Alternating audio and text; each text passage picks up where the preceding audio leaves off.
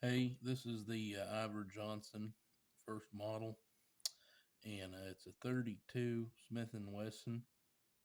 And what I'm going to show you here is when I first got this gun, when the ejector come up, it would just stay. It wouldn't pop back down. But I have worked on it and got it to where it will do this, and it works correctly.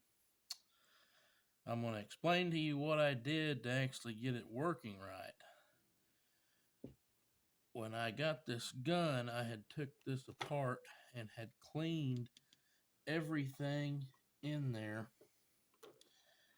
and basically should have got it to where it would work correctly, but still it would go up and would get stuck and would not go back down. So what I ended up doing is taking this part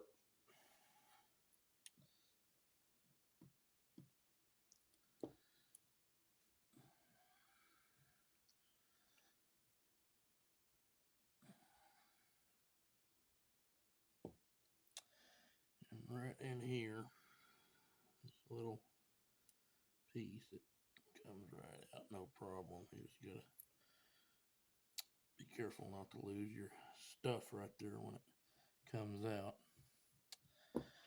You'll see right there how that little, it's like a bushing and then a little spring right there. Well, the spring is going to stay in there, it looks like. So I'll just set the bushing right there. What I ended up finally having to do is I cleaned all this and it still wouldn't work.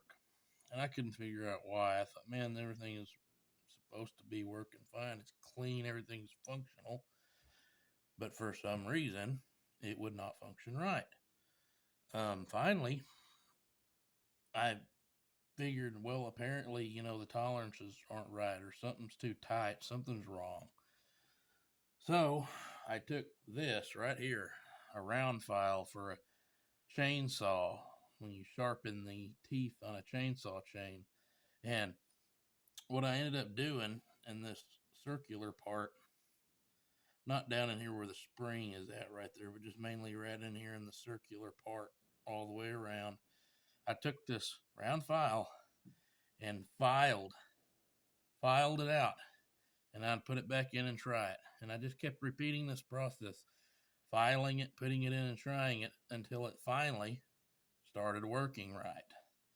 So if you end up having this problem to where when you're opening the revolver up and the ejector is coming up but not coming back down once it has ejected the shells, it could be that this piece, for some reason, is got too tight of tolerances and is not allowing that mechanism to work properly.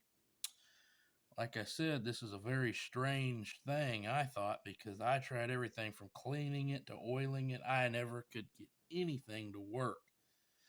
So finally, I just did this thinking that, well, that must be something wrong as far as tolerances go. And well, when I did it, it fixed it and now it works just fine.